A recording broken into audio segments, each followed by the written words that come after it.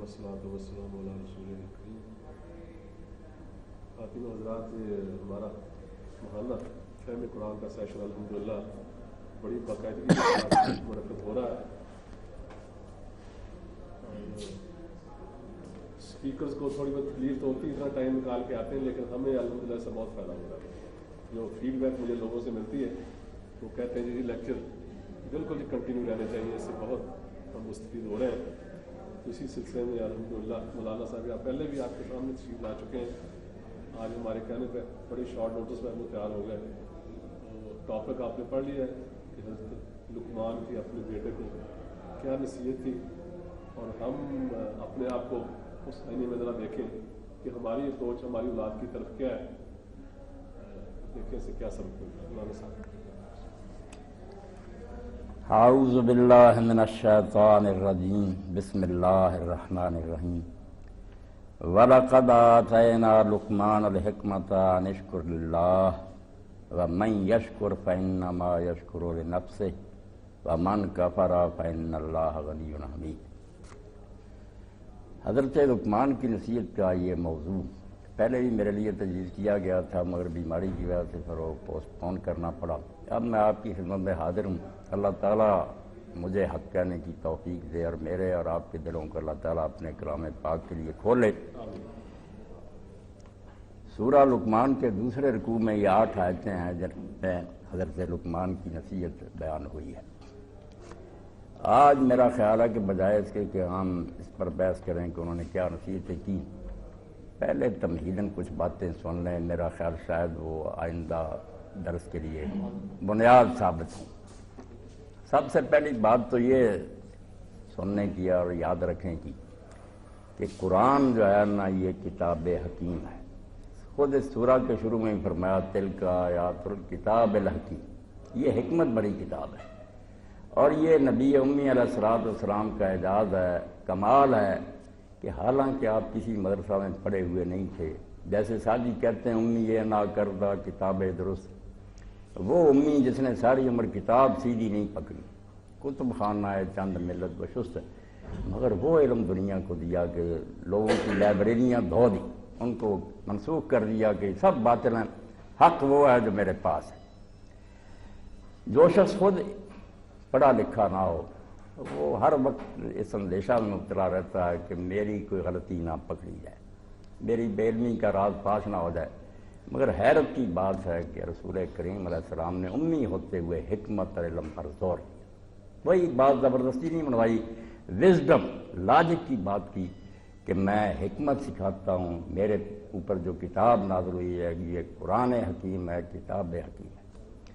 ایک آدمی جو پڑھا لکھا رہا وہ تو کام چاہتا کہ پڑھے لکھوں کے سامنے بات کروں، وہ تو قدم پر ٹوکیں گے، مگر اللہ کی مہربانی سے رسول کریم علیہ السلام کی یہ لائی ہوئی کتاب اب تک بھی اور قیامت تک بھی کتاب عزیز لا یاتی الباطل من بین یدیہ ولا من خلفہ، آگے پیچھے سے کسی طرح حملہ کرے باطل غالب نہیں آ سکتا۔ سائنس اور فلسفہ کتنا ترقی کر جائے نا، آیا شرمندہ تعویل نے۔ آپ یہ یقین جانیں یہ ایسی وزڈم بھری کتاب ہے، حکمت بھری، کہ کبھی بھی اس کی آیت شرمندہ نہیں ہوگی کہ اس کا مطلب بدلنا پڑے، نہیں۔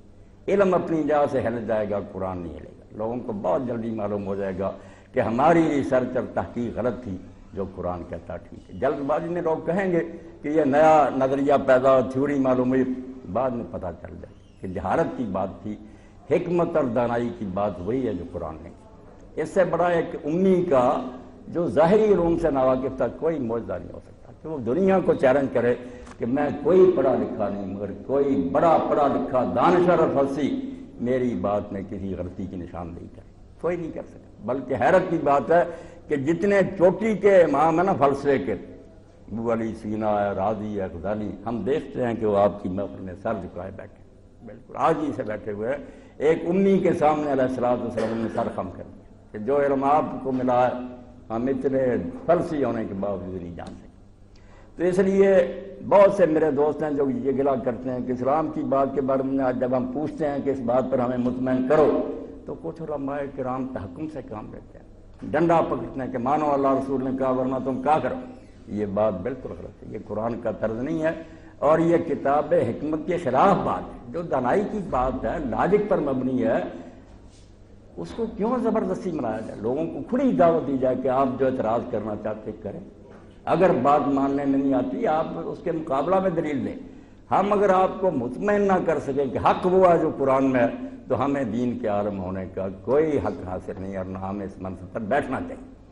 یہ تو رسول کریم علیہ السلام کا اتنا بڑا کمال ہے کہ جو ہم اس کو پڑھتے ہیں قرآن مجید کو اور سنت نبوی علیہ السلام کو، بس محو حیرت ہوتے جاتے ہیں کہ ایک شخص نے سرے سے حرف نہیں سیکھا اور بار ہی سیکھا، مگر وہ علم دیا کہ دنیا اس کے سامنے دنگ حیران۔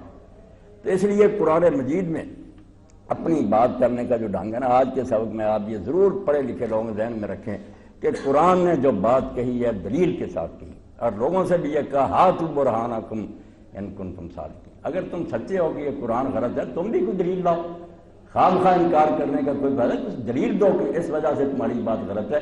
قرآن دلیل کے ساتھ بات کرتا، حجت برہان، یہ قرآن مجید میں کوئی بات زبردستی نہیں منائی۔ اللہ ہے، ایک ہے، یہ اس کے بھی دلائل دی، آخرت ہے، برحق ہے، آنی ہے، کیوں آنی ہے، پوری طرح بحث کی۔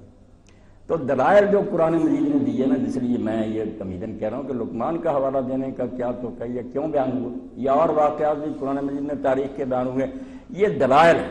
اب دلائل آپ نے سننا ہے کہ اس بارے میں دو غلطیاں ہمیشہ سے لوگ کرتے ہیں۔ کچھ تو ہے کہ بلا دلیل کسی کا دعویٰ مانتے، جاہل اور جو مقلد لوگ ہیں نا، کسی نے کوئی بات کہہ دی وہ نہیں دلیل پوچھتے، اندازوں مان لیتے، یہ بھی بدترین گمراہی، یہ انسانیت سے خارج ہونا ہے، یہ جانوروں کی منزل ہے، حیوانوں کی، کہ بھیڑ چال ہے، ایک نے کہہ دیا اس کے پیچھے لگ گئے۔ قرآن اس طرح نہیں منواتا، یہ بھی غلطی جو ہے اسے آپ توبہ کریں کہ محض لوگ کہتے ہیں، ایسا نہیں، آپ اللہ وجل بصیرت دین کو مانیں، آنکھیں کھول کر پڑھ کر سوچ سمجھ کر تسلی کر کے بھی حق ہے پھر ہی ماننا۔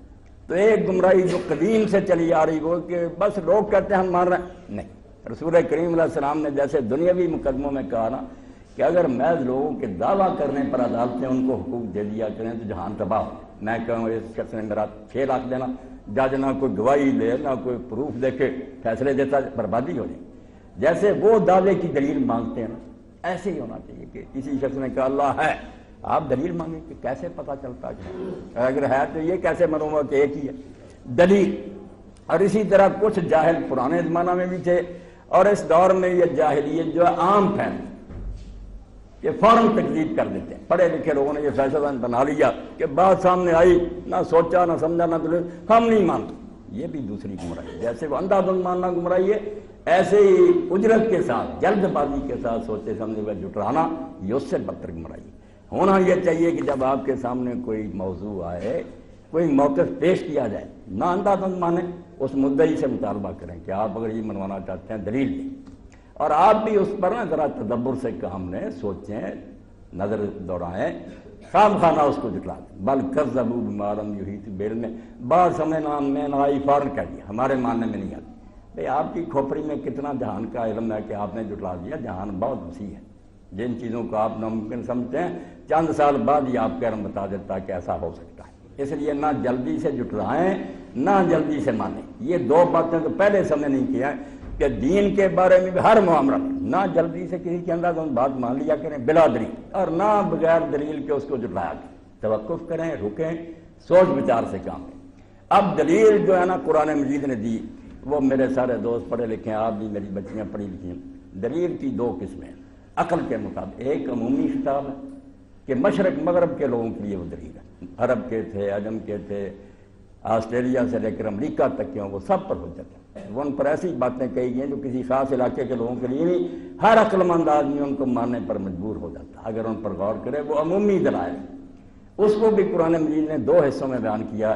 ایک عمومی دلائل جو وہ آفاقی دلائل ہے، کائنات جو ہمارے گرد پھیلی ہوئی ہے اس سے قرآن دلائل دیتا ہے۔ آپ دیکھتے جائیں جگہ جگہ اس نے لائن کھڑی کی ہوئے گواہوں کی کہ میرے مقدمے کے یہ گواہ ہے۔ کہیں وہ کہتا ہے کہ قسم ہے ستاروں کی، چاند کی، سورج کی، وہ قسمیں یہ نہیں کہہ رہا کہ اللہ تعالیٰ بے اعتبار ہے اور وہ سمجھتا قسمیں، وہ دلائل کہ میری بات کو سچا دیکھنا چاہے ان چیزوں پر غور کر لو۔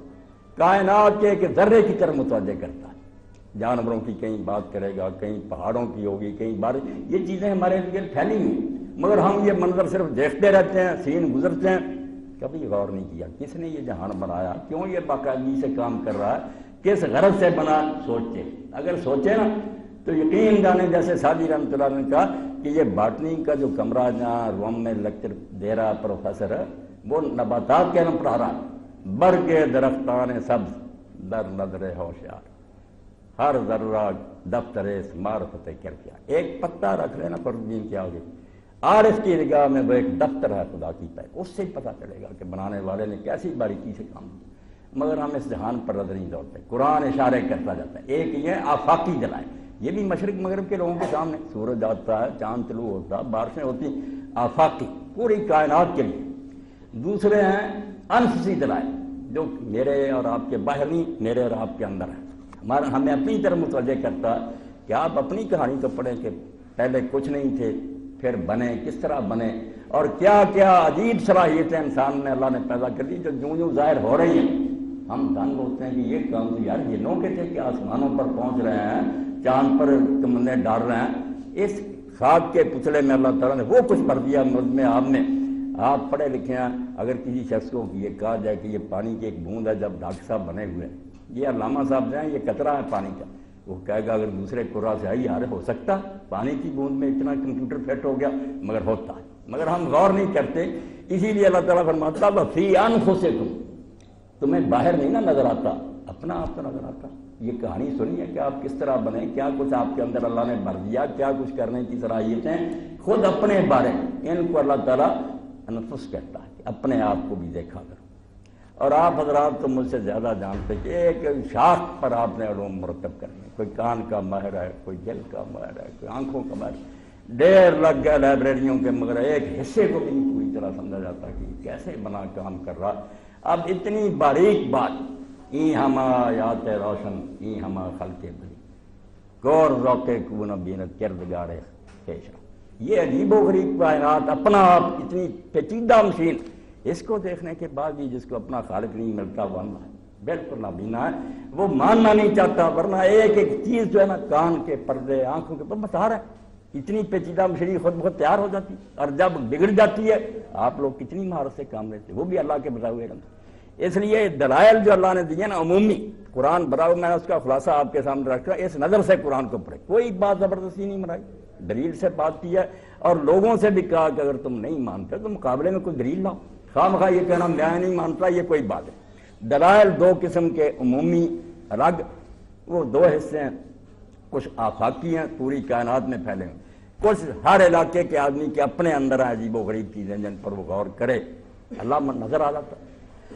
اور دوسرا حصہ ہے قرآن مجید کا, میرے خواتین و حضرات محترم ساتھیوں, جو خصوصی دلائل ہیں, وہ صرف ان لوگوں کے لیے کارآمد ہیں جو ان کو مانتے تھے. اب لقمان کی بات اگر ایشیا کے لوگوں سے, وہاں انڈونیشیا کے لوگوں سے کہی جائے, کیا اثر ہوگا؟ تو کہ ہم تو جانتے نہیں, لقمان کوئی تھا بھی نہیں, اس نے کوئی نصیحت ہے بھی کی یا نہیں. یہ عمومی نہیں ہے, یہ بھی حق, مگر خصوصی دلائل ہیں. ان کو وہی لوگ قبول کر سکتے ہیں, ان کے لیے مفید ہیں جو یہ باتیں تسلیم کر رہے ہیں.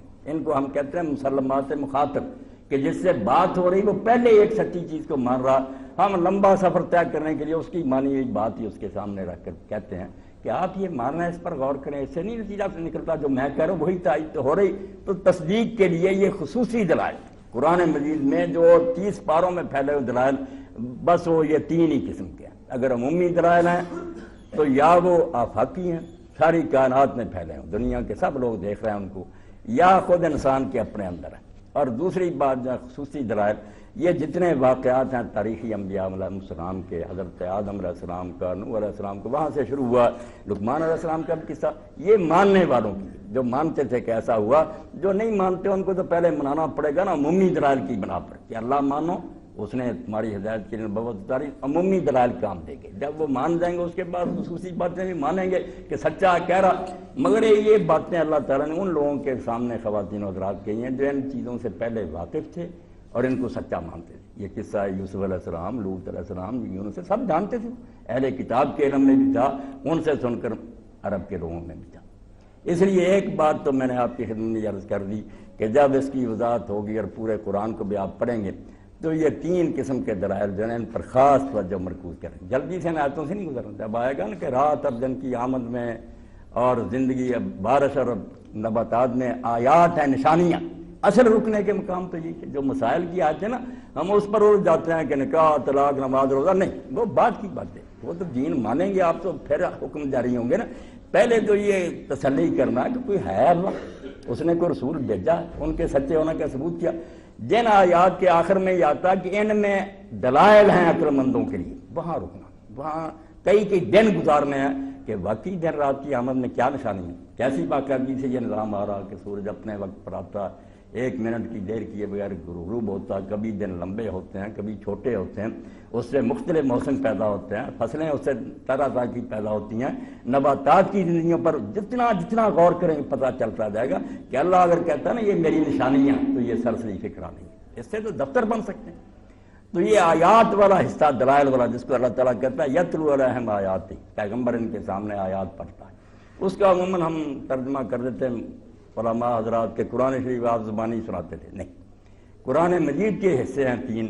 یہ اس سے الگ کوئی بات ہے. ایک حصہ آیات کا جس کو میں نے دلائل کہہ دیا، وہاں لاجک ہے، منطق ہے، عقل ہے، پوری بحث ہے. یہ آیات کا حصہ ہے. ان فی ذلک لآیات لقوم یعقلون. اللہ فرماتے ہیں جو عقل سے کام لیں گے ان کے لیے اس میں بہت دلائل ہیں. یہ دلائل کا حصہ. یہاں آیات پورے قرآن کو نہیں کہا، وہ حصے جن میں دلائل ہیں. اور دوسری بات جو اللہ کا رسول سکھاتا یعلمہم الکتاب، پھر کتاب کی تعلیم دیتا. کتاب خواتین و حضرات آپ وہ سمجھیں جس کو آج کی زبان ہے لا کہتے ہیں، قانون. اسی لیے اللہ کہتا ہے کتب علیکم کتب علیکم. جہاں احکام دیتا ہے نا وہاں بھی کتاب کا رمز ہوتا ہے کہ یہ حکم تمہارے لیے لکھ دیا. شریعت جب مان جاتا آدمی دین کو سچا، پھر اس کے لیے حلال و حرام، جائز و ناجائز کی حدیں رسول بیان کرتا. اس کے لیے ضابطہ حیات تجویز کرتا کہ اب یہ کرنا، یہ نہیں کرنا. یہ قرآن کا حصہ کتاب ہے، شریعت. مگر اس پر بھی بات ختم ہو جائے تو پھر تو یہ نابالغوں والی بات ہے. بچے کو ہم کہتے ہیں یہ کرو نہ کرو. اکرم من تو چاہتا مجھے مطمئن کیا جائے کہ یہ حکم جو ہے اس نے خلاصی کیا، اس میں کیا راز ہے، اس سے نتیجہ کیا نکلے گا. اس حصے کا نام قرآن مجید نے الحکمہ رکھا. ہر حکم کی حکمت بیان کی. کوئی حکم فضولی دیا. آپ روزے کا پڑھتے ہیں، دیکھا یہ نہیں کہہ دیا کہ بھوکے مرو، ساتھ بتایا لعلکم تتقون. روزے تو اس لیے فرض کیے گئے کہ تمہیں ٹریننگ دی جائے، یہ ایکسرسائز ہے کہ سیلف کنٹرول تم میں پیدا ہوا، اپنے آپ کو روک سکتے ہو. خواہش کتنی پرزور ہو، رشوت مل رہی ہو، آپ کام چوری کر سکتے ہیں، ڈیوٹی سے غیر حاضر ہو سکتے ہیں، مگر آپ اپنے آپ کو روکتے کہ یہ کام تو میرے کرنے کا نہیں. ضبط نفس جو ہے اس کی تربیت کے اللہ تعالیٰ فرماتے ہیں مطلوب ہے. اور اسی لیے رسول کریم علیہ السلام نے کمی نہیں چھوڑی کہ جب امت میں محض کتاب رہ جائے گی نا کہ وہ ظاہری لفظوں کی اطاعت کریں گے، حکمت نہیں ہوگی، نتیجے کو نہیں دیکھیں گے کہ وہ رزلٹ نکل رہا ہے جس کے لیے، اس وقت یہ امت برباد ہو جائے گی، چھلکا رہ جائے گا، مغز نہیں ہوگا. اور اب ہم دیکھتے ہیں نماز و روزہ و قربانی و حج یہ سب باقی ہیں، تو باقی نہیں. مسلمان کہیں بھی نہیں ملتا. جیسا کہا گیا تھا رسمیں ہو رہی ہیں، تراویح کتنے لوگ پڑھ رہے ہیں، قرآن سنا جا رہا، مگر جب وہ کردار ڈھونڈیں سارے اخبارات چیخ رہے ہیں آپ کو پتا کہ کرسمس ڈے پر عیسائی چیزیں سستی کر دیتے ہیں. آپ کے یہاں کہ رمضان آیا سب نامراد جو چیزیں مہنگی کر دیتے. کہاں ہے وہ نتیجہ جو اللہ نے بتایا تھا؟ اس لیے یہ چھلکا لیے بیٹھے ہیں، حکمت نہیں ہے. اللہ نے اگر نماز کا ذکر کیا کہ نماز ادا کرو، یہ خواہ مخواہ کی مصیبت ہے کہ 5 وقت تم حاضری دو. اقیم الصلاۃ ذکر فرمایا سب سے بڑا خطرہ ہے کہ تم مجھے بھول جاؤ. جب مجھے بھول جاتے ہو نا کہ اس جہان کا کوئی مالک ہے، اس کو ساری خرابیاں پیدا، کرپشن اس سے پیدا ہوتی ہے. اب یہ یاد دہانی کے لیے میں تو نظر نہیں آتا، کوئی میری نشانی نہیں. 5 وقت رکھے ہیں کہ تم بار بار اپنے ذہن میں یہ تازہ کرو کہ کوئی مالک ہے جس کے سامنے اقیم الصلاۃ ذکر مجھے یاد رکھنا. اس کا بہترین نسخہ کہ نماز باقاعدگی سے ادا کرو. پہلی وہی میں موسیٰ علیہ السلام سے کہا، رسول کریم علیہ السلام نے بہترین تمثیل سے سمجھایا کہ اگر کسی شخص کے دروازے پر دریا بہہ رہا اور 5 مرتبہ اس نے مل مل کر نہائے تو کیا میرے ساتھی اس پر محل رہ جائے گا؟ لوگوں نے کہا نہیں یا رسول اللہ، اس پر محل کیسے رہے گا؟ فرمایا فذلک مثل الصلوات الخمس، 5 نمازوں کا یہی حال ہے. یہ دریا ہے، 5 مرتبہ آدمی نہاتا، کیسے غفلت کا محل رہے گا؟ مگر ہے نا باقی وہ نتیجہ نہیں نکلا جو قرآن نے کہا تھا ان الصلاۃ تنہی عن الفحشاء والمنکر، نماز بے حیائی اور برائی سے روکتی. کوئی نہیں، ادھر روزہ رکھا ہو، اتنی لمبی داڑھی ہے، آپ اس سے فروٹ لیں، گھر جا کر دیکھیں سارے دانے خراب، ایسی چلاکی کرے گا. کہاں ہے وہ بھائی نتیجہ؟ تو اللہ نے جو کہا کہ رسول آیات پڑھتا ہے، دلائل دیتا ہے، کتاب کی تعلیم دیتا ہے، شریعت بیان کرتا ہے، حکمت ہر حکم کا فلسفہ بھی بیان کرتا ہے. یہ دیکھتے رہنا کہ اس سے یہ نتیجہ نکلتا، اگر نہیں نکلتا تو آپ بیکار محنت کر رہے ہیں. یہ قرآن مجید نے سب باتیں بیان کر دی۔ اس لیے آیات وہ حصہ ہے جس کی میں نے نشاندہی کی آفاقی دلائل ساری کائنات میں ہے، وہ امریکہ والوں کے لیے ہیں، آسٹریلیا والوں کے، وہ سارا جہان دیکھتا ان کو۔ دوسرے ہیں انفسی، وہ بھی سب میں ہے کہ ہر انسان اپنے اندر وہ چیزیں پاتا۔ خصوصی دلائل جو ہیں کہ جو لوگ مخاطب اول تھے پہلے جن سے حضور نے جو کلاس جو پہلے پڑھ رہی تھی وہ جانتے تھے ان چیزوں کو، ان کی مانی ہوئی باتیں ان کے پیش کی ہے کہ میں کوئی نئی بدعت نہیں لایا معاذ اللہ، میں نے کوئی یہ گرنتھ نہیں ایجاد کی، یہ ساری چیزیں نیک لوگ کہتے ہیں۔ اب اس سلسلہ میں دوسری بات آئی کہ لقمان کو لوگ کس حیثیت سے مانتے تھے، یہ بہت ضروری ہے کیونکہ عموماً لوگوں نے لقمان نبی نہیں تھے، حکیم نہیں تھے، دانا تھے، نبوت کا کوئی ثبوت نہیں۔ اب ان کے بارے میں کہتے ہیں کہ وہ افریقہ میں ایک حبشی غلام تھے، مگر دانا بہت تھے، انہوں نے بہت اچھی اچھی باتیں کہی ہیں۔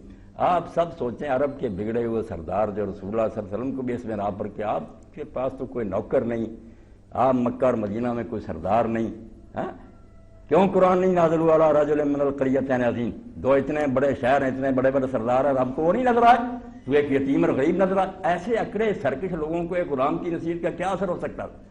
یہ بات کوئی نہیں، نہ اللہ نے ان کے سامنے پیش کی، نہ وہ اس غلام کو جانتے۔ میری باتیں ذرا توجہ سے سن لیں، پھر انشاءاللہ نا جب درس اللہ مہلت دے گا تو سارا بیان بھی ہوگا، مگر لقمان کو پہچانا۔ لقمان عربوں کے لیے کوئی غیر معروف اور اس قسم کا گمنام آدمی نہیں تھا کہ کسی علاقے میں غلام گزرا ہے، یہ بات ان کے لیے کیا اثر انداز ہو سکتی، کیا اثر رہتے؟ وہ کہہ دیتے ہاں آپ جیسے کوئی پاگل ہوگا جس نے یہ باتیں کی، نہیں، یہ ان کا ہی ایک سردار ہے، ٹھیک ہے وہ لقمان بھی ہوا، مگر یہ لقمان قوم عاد میں سے تھے۔ نوح علیہ السلام کے بعد جو قوم برسر اقتدار آئی نا وہ قوم عاد ہے، اور بڑی ترقی کی انہوں نے۔ اللہ تعالیٰ کی فرماتے ہیں لم یخلق مثلھا فی البلاد، سمود جیسی قوم دنیا میں پیدا نہیں، ذات العماد، ایسے ایسے ستون اور پیلس اور محل انہوں نے بنائے کہ انسانی تمدن وہاں تک نہیں پہنچ سکا، اتنے لوگ تھے، وہ ان کا سردار تھا۔ یہ لقمان جو تھا وہ غلام نہیں تھا، عربوں کا سردار تھا، اور قوم عاد سے وہ واقف تھے۔ لقمان کا تذکرہ ان کے شاعر طرفہ اور اسی طرح سلمہ یہ سب کرتے آئے تھے، ان کے شعروں میں سب باتیں موجود تھیں کہ لقمان جو تھا وہ پیٹریارک تھا، قوم عاد کا وہ سردار تھا، رئیس تھا، اس لیے ان کا بادشاہ گزرا، اور عرب اس کی اہمیت کو جانتے تھے کہ یہ کوئی معمولی شخص نہیں گزرا۔ یہ دھیان سے سن لیں کہ کیوں لقمان کا حوالہ دیا۔ عربوں کے لیے یہ ایک اتھارٹی تھی، ان لوگوں کی نظر میں تو بہت چھوٹی کا آدمی گزرا تھا، ان کا سردار تھا، ہیرو تھا۔ اس لیے قرآن پاک نے کہا یا رسول اللہ کے اتنے خلاف ہو گئے اور جس دعوت پر یہ باتیں جو تمہارے جو اچھے نیک لوگ گزرے ہیں، دانا بڑے، وہ سب کہتے کہ یہ ساری چیزیں وہ اپنے اشعار میں بیان کرتے تھے۔ اگر یہ حضور ہی بیان کرتے وہ کہتے نہیں کوئی لقمان نے ایسی نصیحت نہیں، سب معروف تھی، ان کی جانی پہچانی یہ ٹریڈیشن تھی، یہ روایتیں ان میں چل رہی تھی کہ لقمان سردار تھا قوم عاد کا، اس نے یہ نصیحت کی، اس لیے وہ جھٹلا نہیں سکتے تھے۔ اسی کو میں نے کہا نا کہ یہ خصوصی دلائل یہ ان کے لیے جو مان رہے ہیں، وہ تو مان رہا، وہ کیسے انکار کرے؟ ہاں دوسری قومیں کہہ سکتی ہیں کہ ہم نہیں مانتے کہ لقمان گزرا، اس نے کوئی ان کے لیے ہے بھی، ان کے لیے عمومی دلائل، یہ ان کے لیے ہیں جن سے مخاطبین متعارف تھے، پہچانتے تھے، ان کی اللہ تعالیٰ نے یہ ریفرنس دیا کہ تمہارے جانے پہچانے لوگ۔ اور اب جو نصیحت ہے وہ بھی آپ اندازہ کریں کتنی قیمتی ہے، اہم، آگے چل کر آتا ہے اذ قال لقمان لابنہ، بات کو زیادہ مؤثر کرنے کے لیے اور طاقتور بنانے کے لیے اللہ نے کہا یہ لقمان نے کسی راہ چلتے آدمی کو بات نہیں کی تھی، پھر بھی تم کہہ سکتے ہو کہ اس کو کیا دلچسپی تھی، کسی کو گمراہ کر دیا، یہ اپنے بیٹے کو کہی۔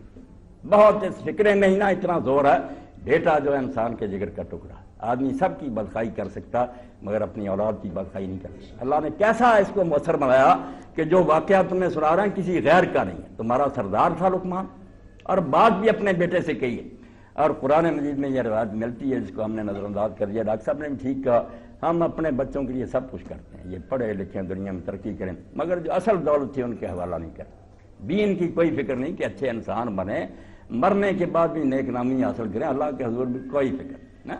حالانکہ اصل میں تو بچیاں میری بیٹھی ہیں، علامہ اقبال فرماتے ہیں سیرت فرزنداز امہات، ماؤں کا کام صرف یہ نہیں ہے کہ کما کر لائیں اور بچوں کو سوٹر بوٹر رکھیں، ماؤں کا اصل کردار یہ جو باپ نہیں ادا کر سکتا، باپ صرف ٹھیک تھوڑا سا حصہ اس کا بچے میں، باقی سارا دندہ ماں کا۔ اسی لیے قرآن و حدیث میں آپ دیکھتے ہیں ماں باپ کا ذکر اجمالاً ہوتا ہے کہ والدین کے ساتھ نیک سلوک کرو، الگ نہیں باپ کا ذکر آئے گا، آگے بات ماں کی چلے گی کہ ماں نے تکلیف سے پیٹ میں اٹھایا، تکلیف سے جنا، پھر 2 سال اٹھائے، پھرتی رہی، اس کی قربانی اللہ بیان کرتا ہے۔ اور اسی لیے رسول کریم علیہ الصلوۃ والسلام نے جب لوگوں نے پوچھا کہ کون زیادہ حسن سلوک کا مستحق، فرمایا تیری ماں، پھر پوچھا فرمایا تیری ماں، پھر فرمایا تیری ماں، چوتھی مرتبہ کا تیرا باپ، ماں بڑی سفر ہے، سیرت فرزند آدم۔ اور یقین جانا یہ دنیا میں جتنی کرپشن اصابی ہے نا، یہ ماؤں کی غفلت۔ ہم نے ماؤں کو اور کاموں میں لگا دیا، بیچاری نوکریاں کریں یا بچوں کو سنبھالیں، اور بچوں کو سنبھالنے کو اتنا حقارت سے ذکر کیا کہ یہ تو بچہ پیدا کرنے کی مشین، یہ ظالم فکرے گال لیتے ہیں نا، بچہ پیدا کریں، بچے سے اعلیٰ چیز کو اس کائنات میں ہے کہ ایک وجود انسان دنیا میں آ رہا، اور وجود بھی اللہ کا بندہ ہوگا، محمد رسول اللہ صلی اللہ علیہ وسلم کا امتی ہوگا۔ اس سے بڑا کیا کارنامہ جو وہ انجام دیتی، اور اس لیے 3 مرتبہ اس کا ذکر کیا۔ تو اس لیے اللہ پاک نے، آپ ذرا دیکھتے رہیں کہ فرمایا لقمان کی نصیحت ہے، کسی ایرے گہرے کی نہیں، تمہارا سردار گزرا، تمہارے شعراء اس کے تذکرے کرتے ہیں، اس کو اپنا ہیرو مانتے ہو، نصیحت بھی لبنے اپنے بیٹے سے۔ آپ قرآن مجید میں دیکھ لیں، جو بڑے آدمی سے دنیا سے گئے ہیں، سب سے بڑی فکر انہیں کیا رہی ہے کہ بچے دین پر ہیں۔ قرآن مجید بتاتا ہی نہیں کہ ابراہیم علیہ السلام کی پہلے پارے پڑھتے، وَصَّى ابراہیم بنیہ وَیعقوب۔ ابراہیم علیہ السلام موت کے وقت بھی اپنی اولاد کو وصیت کر کے گئے کہ بیٹا نہ جائیداد کی فکر ہے نہ زمین، مجھے فکر یہ ہے کہ میرے بعد بے دین نہ ہو جائے۔ یعقوب علیہ السلام کا کہا ام کنتم شہداء اذ حضر یعقوب الموت، کیا تم لوگ اس وقت موجود تھے جب یعقوب علیہ السلام کو موت آ رہی؟ کیا سوچی اس وقت؟ کوئی فکر نہیں ہوئی اور کسی بات کی۔ فرمایا اپنے بیٹوں سے کہ میرے بیٹے بات تم کس کی پوجا کرو، فکر ہے تو یہ کہ کہیں مشرک نہ۔ کہا ابا جی بے فکر نہ ہے، تیرے اور تیرے باپ دادے کی ایک خدائے واحد کی بات کریں گے، دنیا سے خوش ہے۔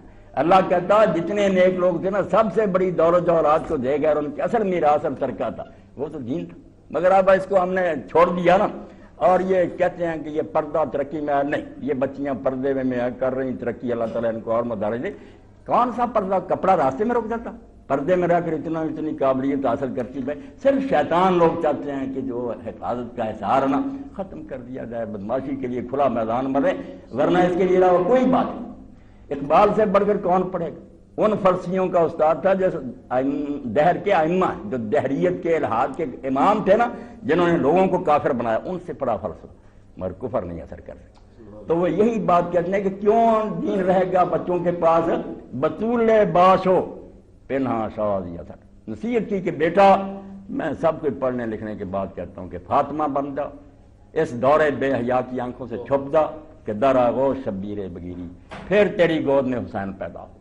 اگر تو بے پردہ ہو گئی، عیاش لوگوں کے ہتھے چڑھے گی، کچھ نہیں ملے گا، دین و دنیا برباد۔ جتنا پردے پر اس نے زور دیا کسی نے دیا، اور آپ حیرت سے دیکھیں گے کہ اب اس کی بہو اور اس کا بیٹا جو ہے ناخلف ہو، ان کا تو چھوڑیں، آپ کیا حال کہ سر میاں محمد شفیع بہت بڑے اس وقت مسلمانوں کے رہنما تھے لاہور میں، تو ایک اجلاس بلایا، کیا ہو کچھ سیاسی معاملات طے کرنے، علامہ اقبال کو بھی دعوت دی کہ آپ فیملی سمیت ہیں، علامہ بیوی کو نہیں لے گا، بچیاں بھی سن رہی ہیں، آپ بھی سن رہے ہیں۔ تو علامہ اقبال سے پوچھا انہوں نے میاں شفیع صاحب نے کہ آپ بیوی کو نہیں لا؟ فرمایا نہیں، میری بیوی پردہ کر۔ انہوں نے کہا پردہ کرتی ہے، اس وقت اتنی بے حیائی تو نہیں؟ تو فرمایا کہ اپنے گھر میں ہمارے بھیج دینا، زنان خانے میں بھیج دیتے۔ اقبال نے کہا نہیں، جن گھروں کی عورتیں پردہ نہیں کرتی ان سے بھی اپنی عورتوں کو پردہ کرنا۔ اور آپ دیکھ لیں اسرار خودی اور رموز بے، وہ کہتا ماؤں تمہارا اصل کام یہ ہے کہ سیرت فرزند آدم، یہ لوگوں کو بم دے سکتے ہیں، چاند پر لے جا سکتے ہیں، انسان نہیں دے سکتے۔ بچے اگر تیار کرنا نا پاکیزہ، یہ ماؤں سے پیدا ہو۔ جوہر صدق و صفات امہات، ماں سے جو موتی ملے گا بچے کو اور صلاحیت وہ نہیں کوئی نہیں دے سکتا، نہ کوئی مدرسہ نہ کالج، ماں کی گود دے۔ تو اس لیے اللہ کہتا ہے کہ نیک لوگ ہمیشہ اولاد کو وصیت کرتے ہیں دین کی۔ اس لیے حوالہ دیا کہ لقمان اذ قال لقمان لابنہ، غیر سے نہیں انہوں نے کہا تھا اپنے بیٹے سے، تاکہ سنتے ہی لوگوں کے ذہن میں بیٹھ جائے یار بیٹے کی خیر خواہی نہیں کرنی تو اور کس کی کریں گے؟ اس لیے جو نصیحت بیٹے کو کی ہے اس سے زیادہ کوئی بات نہیں ہو۔ اور اس کے ساتھ ایک لفظ اور بڑھا دیا، قرآن مجید کا کمال دیتے ہیں، یہاں ایک شوشہ بھی زائد نہیں ہے چھوٹی کتاب مگر از کتاب صاحب دفتر شدہ۔ اقبال کہتا ہے عرب کے انپڑھ، ایک کتاب ہی صرف حضور نے دی، نہ کوئی حدیث کا مجموعہ تھا نہ مدرسے، کتاب یاد کی صاحب دفتر شدہ، اور اس کے بعد وہ دفتروں کے مالک بن گئے۔ پوری دنیا کو انہوں نے فلسفہ، میڈیسن، ہر علم میں اتنا کچھ دیا دنگ کر قرآن سے۔ تو فرمایا وہ یائز، یہ ساتھ بھی بڑھا دیا کہ کبھی ہوتا بچے سے ناراض ہے یا کوئی ایسے موقع پڑی خواہ مخواہ چلتے پھرتے کہہ دیا، نہیں، لقمان نے اپنے بیٹے سے کہا غیر سے نہیں، اور کہا بھی اس وقت وہ یائز۔ راز کہتے ہیں خیر خواہی سے نصیحت کرنا، جب وہ دل سے کہہ رہا تھا کہ بیٹا میں دنیا سے جا رہا ہوں، میرے بعد بیٹا اس راستے سے نہ ہٹ، اللہ نے ایسا ماحول پیدا کیا اس واقعہ میں کہ واقعی جو باپ ہے نا اپنی اولاد کے بارے میں چوکنے ہو جائیں کہ بننا تو لقمان چاہیے، اپنی اولاد کی ایسی خیر خواہی کرنی چاہیے وہ مریض ہو جائیں اگر جسمانی طور پر اتنا خطرہ نہیں، مر ہی جائیں گے نا ٹی بی وغیرہ سے، مگر اگر یہ مرض مہلک لگ گیا اخلاقی طور پر کوڑ ہو گیا کیا نتیجہ نہیں، ابدی جہنم میں جائیں گے۔ تو لقمان کا آپ نے سن لیا کہ یہ وہ لقمان نہیں ہے جو حبشہ کے غلام تھے، ان کی بات عربوں کے لیے کوئی اثر انداز نہیں ہو سکتی، یہ قوم عاد کے سردار تھے اور اپنے قبیلے کے بادشاہ تھے، اس لیے عرب لوگ ان کو جانتے تھے، ان کے شاعر ان کی داستانیں بیان کرتے تھے، اللہ نے ان کا بیان کیا۔ اور بیان کیوں کیا؟ جب رسول اللہ صلی اللہ علیہ وسلم کی دعوت عام ہوئی قرآن میں ہے، ان کے بڑے بوڑھے پھر اپنی اولاد کو روکنے لگے کہ نہ ہم بوڑھے ہیں، ہم کوئی پاگل ہیں، صدیوں سے ان چیزوں پر جمے ہوئے ہیں، باپ دادے کے طریقے پر رہو، تم پاگل ہو گئے ہو، کیوں چھوڑ دیا اس راستے؟ اور اس بارے میں اتنا تشدد سے کام لیا اگلی آیت میں جو اللہ نے اپنی طرف سے بیان کیا، لقمان نے نہیں اپنا ذکر کیا، تواضع سے کام لیا، والدین کا حق نہیں بیان کیا، انہوں نے اللہ کا کیا، اپنی کر دیتے، ہم کہتے خود غرض، بیٹے کو کہہ رہے ہیں بیٹا باپ کا تو کہہ رہے ہیں، وہ چپ رہے، وہ اللہ نے کسر پوری کی، وہ طور تضمین ہے، اللہ نے گرہ لگائی، انہوں نے اتنا ہی کہا کہ اللہ کا شکر بیٹا کرنا، بعد میں جو فکرے آئیں گے نا کہ والدین کے ساتھ نیک سلوک کی ہم نے تاکہ یہ اللہ نے بڑھایا کہ لقمان کے لیے تو یہی مناسب تھا کہ وہ خود غرضی نہ کرتا، اپنا نہ پیالہ سامنے کرتا، بیٹا سمجھا اپنے مطلب لیے نہیں، مگر ہم یہ کمی پوری کرتے ہیں کہ اللہ کے بعد سب سے بڑا والدین کو، وہ تشریح میں آپ سن لیں، مگر اللہ پاک نے فرمایا یہ نصیحت جو لقمان نے اپنے بیٹے کو، بیٹے سے زیادہ کسی کی خیر خواہی نہیں کر سکتا، اور موقع بھی ہے نصیحت کا، سرسری نہیں کہہ رہا، دل سے اور سوچ سے سمجھا رہا کہ بیٹا یہ صحیح رہا۔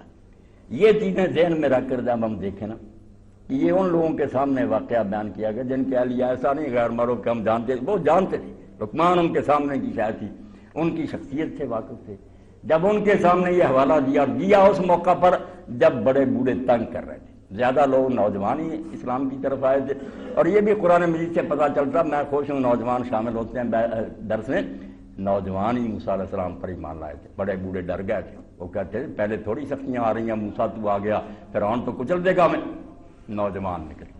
اور اصحاب کہف کو بھی آپ دیکھتے ہیں بوڑھے ڈر گئے تھے، دقیانوس نے کہ اب کہا یہ اس کو پوجو دیوی کو ورنہ اڑا دوں گا، سارے مانے، 7 نوجوان کھچیا، اللہ کہتا جوان خون گرم تھا، اذ قام کھڑے ہو، کھڑے یہ نہیں کہ وہ بیٹھے تھے کرسی پر اٹھ کھڑے ہو، کھڑے ہونا دلیری کا مظاہرہ کہ انہوں نے کہا ہم یہ بزدلی نہیں دکھا سکتے، کھڑے ہو گئے، للکارا انہوں نے کہ ہم نہیں دقیانوس یہ بات مانیں گے، رب صرف اللہ۔ اس کے نتیجہ میں دیکھیں پھر ان کے لیے سنسار کرنے کی دھمکی ملی، وہ غار میں جا سوئے۔ تو یہ بوڑھے اس طرح ہی حضور کے زمانے میں کر رہے تھے کہ ہماری بات مانو، جو ہم کہہ رہے تھے ہم دانا ہیں، عمر رسیدہ ہیں، تجربہ، چھوڑو اس کی باتیں نہ مانو جو باپ دادے کرتے آتے، اور اس بارے میں جبر سے بھی کام لینے، اگر یہ آیت آپ کو خود ہی سمجھ آ جائے گی کہ کیوں اللہ نے کہا کہ اگر ماں باپ زور لگائیں شرک کر، یہ نہیں کرنا، نیک سلوک کرنا ہے، بہت خدمت کرنی ہے۔ میں تھوڑا تھوڑا اشارہ کرنا ہوں، انشاءاللہ پھر موقع ملا درس پورا آ جائے گا سامنے کہ والدین کا یہ حق بالکل نہیں ہے، وہ اپنی خدمت کروا سکتے ہیں، شرک نہیں کروا سکتے، کیونکہ سب سے بڑا حق اللہ کا ہے۔ اگر وہ اس کو ہی چیلنج کریں کہ نہیں اللہ کی بجائے ہماری مانو، پھر نہیں مان۔ اور اس سلسلے میں جو سختیاں کی، پریشر، اس کا ایک نمونہ آپ کی خدمت میں عرض کر دیتا ہوں کہ مشہور صحابی رسول ہیں سعد بن ابی وقاص، عشرہ مبشرہ میں سے ہیں، 10 ان خوش قسمت لوگوں میں سے ہیں جن کو حضور نے جنت کی بشارت دی، اور یہ شرف بھی انہیں حاصل ہے کہ رسول اللہ کے ننہال جو تھے حضرت آمنہ کے میکے، ان میں سے عبد الرحمن بن عوف، یہ سعد بن بنو زہرہ میں سے، اور رسول اللہ بہت فخر سے کہتے تھے کہ میرے ماموں جیسا کوئی ماموں تو پائے۔ سب سے پہلا تیر بھی اللہ کے راستے میں حضرت سعد نے چلایا جہاد میں، اتنے بڑے آدمی، مگر جب اسلام لائے تو بوڑھی ماں نے نا پریشر ڈالا کہ سعد چھوڑ دے یہ دین۔ انہوں نے کہا نہیں اماں میں خدمت تیری کرتا ہوں، دین میں نے قبول کیا یہ سچا۔ اس نے کہا میں کھانا پینا چھوڑ دوں۔ صحیح مسلم نے دیکھے سچ مجھ چھوڑ دیا، کہنے لگی نہ سائے میں جاؤں گی، نہ کھاؤں گی، نہ پیوں، مر جاؤں گی۔ اب لوگ حضرت سعد کے پاس آئے کہ آپ کا نبی تو کہتا ماں باپ کے سامنے اوپنا کہو، یہ کیا ہو رہا؟ آپ ماں کو خوش کریں، چھوڑے اسلام، مانے اس کی بات۔ یہ مسئلہ پیدا ہو گیا، یہ سورہ عنکبوت میں بھی یہ اس زمانے کا بہت بڑا معاشرتی ایک مسئلہ اٹھ کھڑا ہوا کہ ماں باپ کی اب مانے تو یہ تو کہتے ہیں شرک پر جمے رہو، عقل یہ کہتی ہے کہ توحید حق ہے، رسول سچا۔ تو حضرت سعد جو تھے نا، ان سے لوگوں نے بہت کہا کہ یار ماں کو منا۔ انہوں نے اخیر یہ پیغام بھیجا کہ اماں سن لیں، اب تو ایک جان نہ تیرے اندر، اگر 100 جان بھی بار بار تجھے ملے اور اس طرح ہی مرتی رہنا تو پھاکے کر کے مر جا، دین نہیں چھوڑوں، دین نہیں میں نے چھوڑنا، دین اللہ کا معاملہ اور قیامت کے دن میں نے اس کا حساب دینا۔ میں تجھ کو کیا خوش کروں؟ خدمت ٹھیک ہے، نرم رویہ اور سلوک اور اچھی گفتگو، یہ کیا تیرا حق ہے کہ تو دوزخ میں مجھے بھیجنا چاہتی؟ تو لوگوں نے پھر بڑی مشکل سے انہوں نے کہا ماں، وہ ڈٹ گیا، اس نے سنی کوئی نہیں بات، توبہ کر، پھر کھانا پینا شروع کر۔ یہ ایک وقت ہے، ایسے بہت تھے جن کا اللہ نے بعد میں حوالہ دیا کہ ماں باپ اگر کوشش کریں شرک کر، یہ نہیں ان کا حق بن رہا، دنیا میں اچھا سلوک کرو، خدمت کرو، ٹھیک ہے، مگر وہ گمراہ کرنا چاہیں یہ ان کی کیا بات؟ آپ پڑھے لکھے ہیں، سمجھتے ہیں، دلیل سے پتہ چل گیا کہ حق یہ ہے، اس کو مان۔ یہ تمہیدی باتیں جو اگر وقت ہو گیا تو میں کہتا ہوں اس پر ہی ختم کر دیں، ورنہ ایک جملہ جو ہے اس کو کر لیتے ہیں۔ پہلا جو ٹکڑا اللہ تعالیٰ نے فرمایا وَلَقَدْ آتَيْنَا لُقْمَانَ الْحِكْمَةَ أَنِ اشْكُرْ لِلَّهِ وَمَن يَشْكُرْ فَإِنَّمَا يَشْكُرُ لِنَفْسِهِ وَمَن كَفَرَ فَإِنَّ اللَّهَ غَنِيٌّ حَمِيدٌ۔ سچ ہے اللہ کی کتاب جو رسول کریم علیہ السلام نے فرمایا لا تنقضی دائم، عمریں صرف ہو جائیں گی، قیامت کے لوگ کھپ جائیں گے تفسیریں کرتے، اس کے عجائب اور اس کے موتی ختم نہیں ہوں۔ اس کے ایک لفظ میں وہ کانیں چھپی ہیں موتیوں کی، ہزاروں تفسیریں لکھی، ہر لکھنے والا نئے نئے نقطے ختم نہیں ہوتی، یہ کام جو ہے نا یہ ختم نہیں ہوتی۔ اب اللہ تعالیٰ فرماتے ہیں کہ ہم نے لقمان کو حکمت دی، اور اس حکمت سے اس نے کیا سمجھا کہ اللہ کا شکر کر۔ آپ سب پڑھے لکھے ہیں، یہ علم ساری دنیا کو بھول گیا، آپ نے فلسفے پڑھے، سائنس پڑھی، بڑی بڑی ڈگریاں، مگر بات سادی والی ہے کہ علم کے راہ بحق نہ نمایت جہالت۔ یہ کتابوں کے سارے ڈھیر جہالت سے بھرے ہوئے ہیں جو اللہ کا راستہ نہیں دکھاتے۔ اگر اللہ نہیں انہیں اس کا سرا نہیں پکڑایا کچھ نہیں، یہ سب جہالت ہے۔ کتابیں رٹی، امتحان پاس کے، روٹی کمانے کا ایک دھندا علم۔ علم وہ ہے جس سے پتہ چلے کہ میں کون ہوں، کس نے بھیجا، کیوں آیا ہوں، کدھر جاؤں گا۔ تو اللہ کہتے ہیں لقمان کو ہم نے دانائی دی۔ اس سے ایک بات تو یہ ملی کہ عقل، جو شروع میں نے کہا تھا کہ وزڈم اور عقل خدا کا بہت بڑا دیا۔ آپ پہلی سورہ میں دیکھ لیں من یؤت الحکمۃ قد اوتی خیرا کثیرا، جس کو حکمت مل گئی نا کہ ہر معاملے میں لاجک سے کام لیتا، اس کو خیر کثیر مل گیا، اتنا بڑا خزانہ مل گیا جس کا شمار کے۔ میں نے آپ کے سامنے گفتگو کی ہے سادے سے آدمی نے کہ دین کی کسی بات کو آپ چیلنج کریں ہم نہیں ناراض ہوں، مگر دلیل سے بات کریں کہ یہ قرآن کی بات سمجھ نہیں آتی ہم منائیں۔ حکمت ہی جو قرآن کا کمال ہے کہ وہ لوگوں میں عقل پیدا کرنا چاہتا ہے۔ یہ مولویوں والی باتیں نہیں کہ ہاں فلانی لال کتاب میں لکھا، نہیں، یہ اللہ کی کتاب ہے، قرآن حکیم ہے، ہر بات لاجک پر مبنی ہے، اس لیے آپ دلیل سے بات کریں، قرآن کی دلیل ہے۔ تو اللہ کہتا ہے لقمان کو سب سے بڑی دولت کیا دی تھی، حالانکہ قوم عاد کا سردار تھا، وہ نہیں بات کی، حکمت دی، دانائی دی تھی۔ دانائی اللہ تعالیٰ کا سب سے بڑا انعام ہے جس بندے کو بھی مل جائے، اور اس کو حاصل کرنے کی تمنا کرنی چاہیے کہ اللہ ہر معاملے میں۔ اور حکمت کا مفہوم میں آپ کی خدمت میں عرض کر دوں، حکمت ایسی شاید عربی زبان میں ایک لفظ اسی سے ملتا جلتا حکمت، جب گھوڑے کے منہ میں یا گدھے کے منہ میں دیتے ہیں نا، لوہے کی ایک سیخ ہوتی ہے، پھر اس کو چباڑے میں ڈال دیتے ہیں، اس کو کہتے ہیں حکمت۔ اور حکمت بھی اسی سے نکلا، جیسے وہ اس کو قابو رکھتی ہے نا، جس میں حکمت ہوگی وہ آوارہ گرد نہیں ہوگا۔ یہ جو بالی لوگ ہوتے ہیں، بے پرواہ ہوتے ہیں، صبح جام سے گزرتی ہے، شام دل آرام سے گزرتی ہے، عاقبت کی خبر خدا جانے، اب تو آرام سے، یہ آوارہ لوگ حکمت سے خالی۔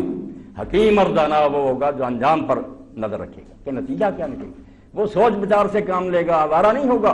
تو حکمت کو اللہ نے حکمہ کہا کہ جیسے اسے لگام دی ہوتی نا جب آدمی میں پیدا ہوتے روک کر کہ یہ کام کرنے ہیں یہ نہیں کرنے، تو لقمان کو حکمت۔ ایک بات تو یہ پتا چلا کہ قرآن عقل کا دشمن نہیں، عقل کو نعمت قرار دیتا، بہت بڑی نعمت ہے جس کو ملی۔ اب اس دین کے بارے میں کیا ہے کہ یہ زبردستی عقیدے میں غلط، مطالعہ کی کمی ہے یا پیش کرنے والوں کا قصور ہے کہ صحیح رنگ میں پیش نہیں کرتے۔ اور دوسری بات جو اس سے نکلی وہ یہ کہ انشکر رہا، دانائی سے پہلا بیج جو ظاہر ہونا چاہیے، پہلی جو نکلنی چاہیے کمپل، وہ شکر ہے۔